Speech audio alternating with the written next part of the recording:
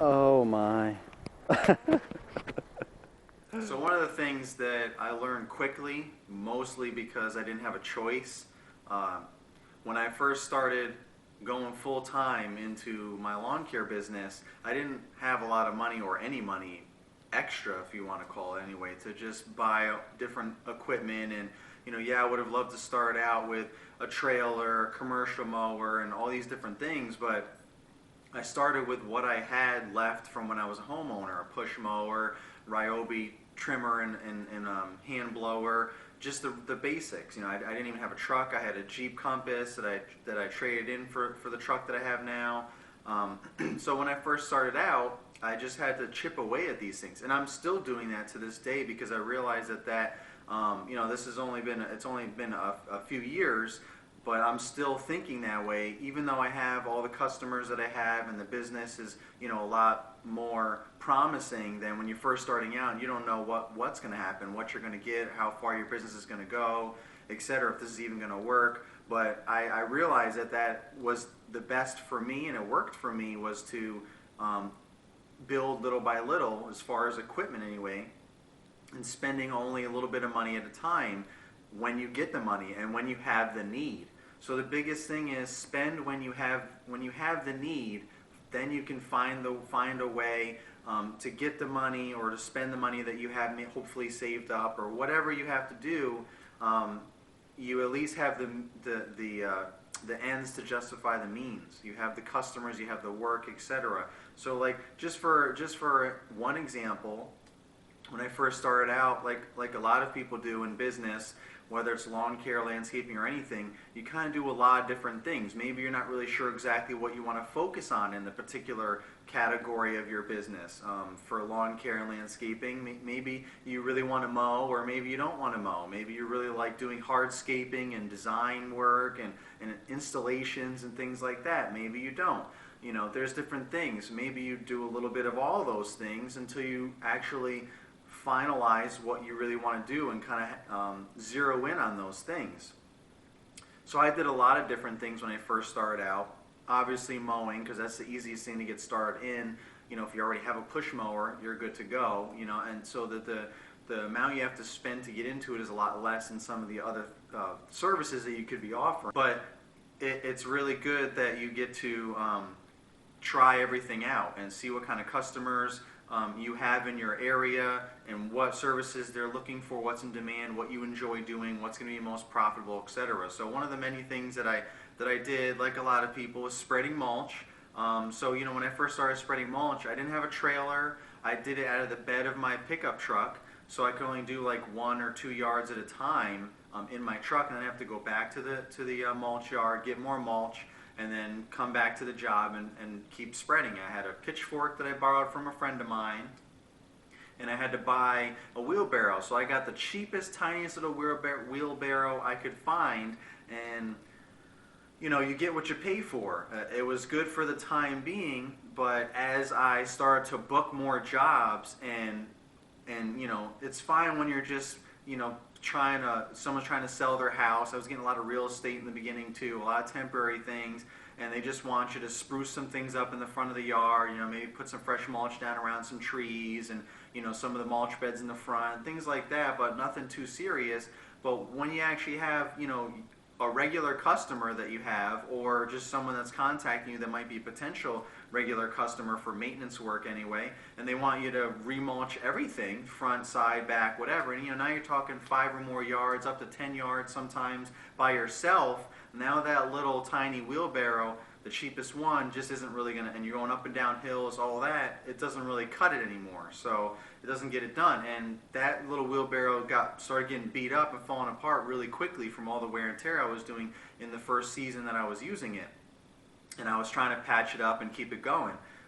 And then I finally realized that this isn't going to fly. I have all this work booked, but I got all the work booked up first, and I'm like, okay, I'm going to make this much, this much, so I'm going to make this money back and then some, so now I can afford to get some more things. So that's when I got, a nice big metal shovel for you to actually scoop rocks, mulch, dirt, any of those kind of things, versus a pitchfork, because that's really not the best tool to use only that for mulch and other things. You really want the shovel to really get under it and scoop everything up for the loose materials. The pitchfork definitely helps, but you don't want to just use that. I'd rather just have the shovel and not a pitchfork if I had my choice.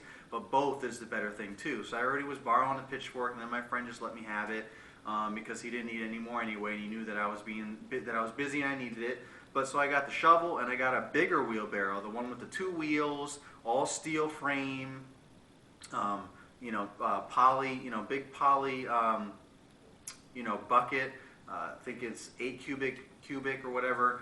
No rust, all that kind of stuff. So I just basically got like the most expensive wheelbarrow that I could find that I would use. I mean, there was some that were more expensive, but they didn't have the things that I wanted or needed, so there was no point in spending like special handles or whatever. So I got the wheelbarrow that I knew that I could, get more out of it and get more of these bigger mulch jobs done by myself. The 2 wheels helps you not have to balance, so you're not using as much energy, so you can get more done because you're not trying to balance on this one wheel all the time, up and down hills, especially loaded with mulch. So you could hold more in the bigger wheelbarrow, but you got the 2 wheels, so you can literally do it with one hand if you need to. If you need to move something out of the way or grab something real quick with one hand, you could still be holding onto the wheelbarrow with the other hand. And so it's a lot easier to navigate, and it takes a lot less stress and workload off of your body, which when you're doing it by yourself, 10 yards of mulch, you want to do it the easiest way possible.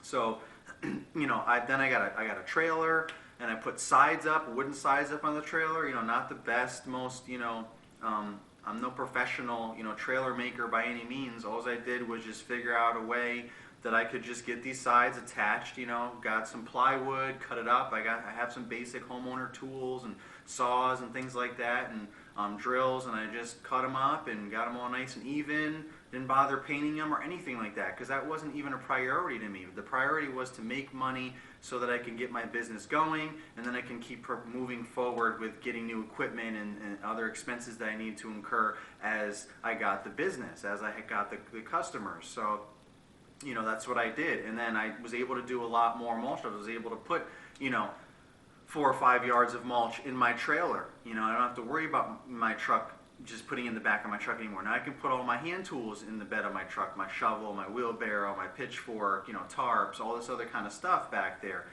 So now I can do more mulch. And the bigger, 10 yards of mulch, I would just have them deliver it, right in front of the house or to the driveway, and I wouldn't even have to use my trailer. But so that's just an example of how I progressed to these different things. I didn't start off with all that stuff. I didn't go into debt buying all those things. I just accumulated, and as I made the money, I reinvested it back in my business quickly, which is why the first year, especially in most businesses, for taxes, if you think about it, for taxes, it's a wash because almost everything you made, you spent back into your business, and it's a business expense, so you really don't even have any taxable income, or very little, because you reinvested so much. As you start going on further in your business and you already have all the equipment or most of the equipment you need, then there's less expenses. Now it's just regular maintenance and things like that. If you have employees, there's payroll, and then your insurance and all those other miscellaneous things you have to pay for owning a business. But you don't have to keep buying new equipment all the time. So your taxable income increases as well as your profit, which it should. It's good. The more you have to pay in taxes means the more you're making. So that's good. So that's just an example of what I'm trying to say of how I learned quickly that you just buy stuff as you need it, buy as you go, and also get the best, but don't necessarily spend on the best if you don't need it. So when it came time to get a new mower, which was really quickly because I was mowing a certain amount of accounts, like probably 5 or 6 accounts with a push mower. I'm doing like 1/4 of an acre yards, with a push mower. It was taking me forever, but that's all I had, and I didn't have any money, and I didn't even have any justification yet for that. But once I started marketing heavy, and I knew I wanted to go full time into this, and I started getting all these customers, that wanted me to maintain their lawn regularly and their 1/4 of an acre and up, I knew that I couldn't do that with just a push mower. I was just going to run out of time, plus I'd be physically exhausted. So again, I had to step up. But I didn't want to go get a 0 turn right away or a stander because sit down zero turn or a stander, because I didn't have the money for the most expensive thing, and two, I didn't think it would be the right mower for me and for my type of yards. I have a lot smaller. I mean, quarter of an acre isn't small, but it's not huge by any means either. It's too big for a push mower, and it's not as big for a zero turn when you've got a lot of landscape installations and a lot of twists and turns and narrow entranceways. So the better thing, I mean, you can get small standers and sit down zero turns, obviously, but I just looked at it as what is the next entry level, and what's something that can be a backup mower for me in the future when then I do step up to a stander or sit down zero turn.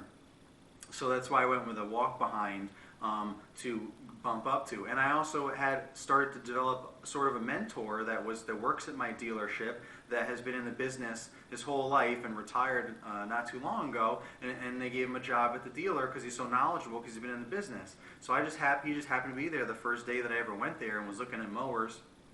And I kind of told him a quick story about how I was thinking about, getting into lawn care and starting doing this full time. I'm doing it part time right now a little bit and just seeing how it is, but I want to just see how it's going to go and what are the next steps and all the different mowers. So he just started talking to me, and we got to know each other a little bit, and told me different mowers. But he was like, I recommend this. I recommend you start off with a walk behind and this and that. Get a 48 inch because that's a nice universal size. It's not too big and it's not too small. You can still get large properties easy enough with it, and you can still get in and out of the small properties with it. It's not too big.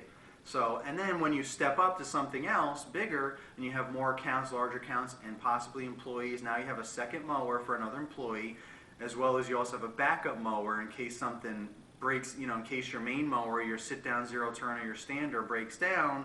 Now you have that backup 48-inch instead of a push mower, because you're just not going to be able to get anything done if your backup is a push mower when you have a lot of accounts that are, larger accounts, quarter of an acre or more. So that's why I went to that, but I couldn't do that right away. I had to build up to it. So when I knew I was getting all these customers from all my marketing efforts and everything else, I just knew that I needed something. And that's when I did have to go into a little bit of debt, but it wasn't through a bank or anything like that. It was from a family member, and I borrowed the money from them, and I paid them back every month. I made the payment, because basically they put it on their card, so they needed to make a payment. But so it was zero interest for me and zero interest for them, obviously, as long as they paid it. So I gave them money every month and didn't have to worry about applying for any credit or anything like that, or any interest or anything like that, and it was very generous. And I had that all paid off in a little bit over a year. So by midway through the following season, after I got my walk behind, I was able to have that all paid off. I also got the trailer at the same time. So I used that same amount of money to get the walk behind and a new trailer, a new walk behind and a new trailer.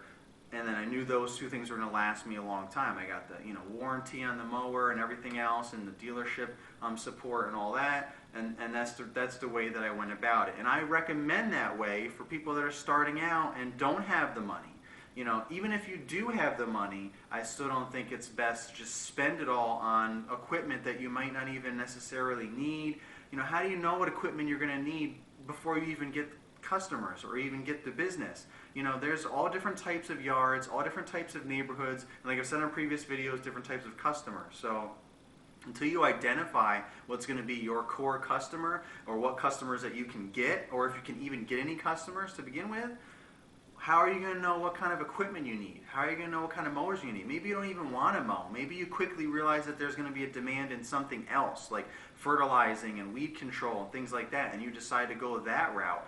But you already invested so much in all this equipment for mowing. Now you have to worry about going on Craigslist and selling it, or trying to find some other local business that is looking for some extra equipment, and maybe they'll buy it. Or you're just stuck with all this equipment that you're never going to use, and that might be holding you back from getting a tank on the back of your truck so that you can start spraying, and you want to get your license and all this stuff. So again, do everything in the right steps. Don't get ahead of yourself. Have a plan. Spend money when you need to spend money.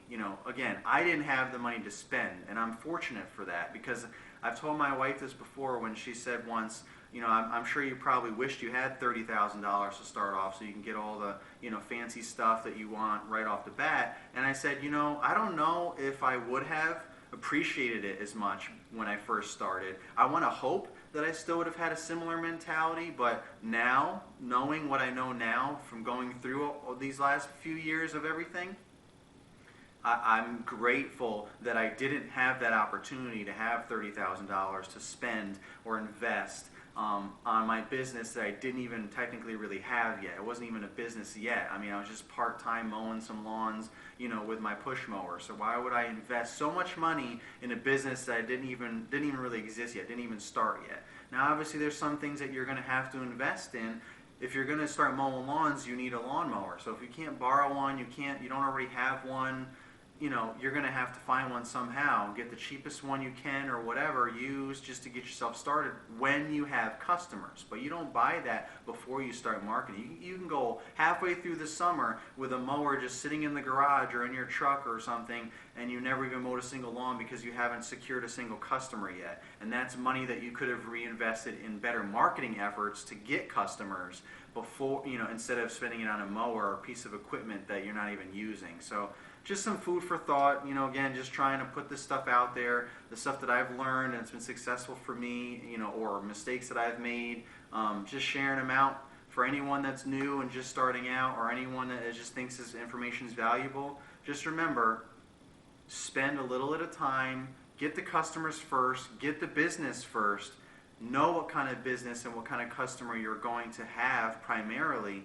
and then start investing some of the money as you grow in different equipment and things that you need for your business. Thanks for watching, guys.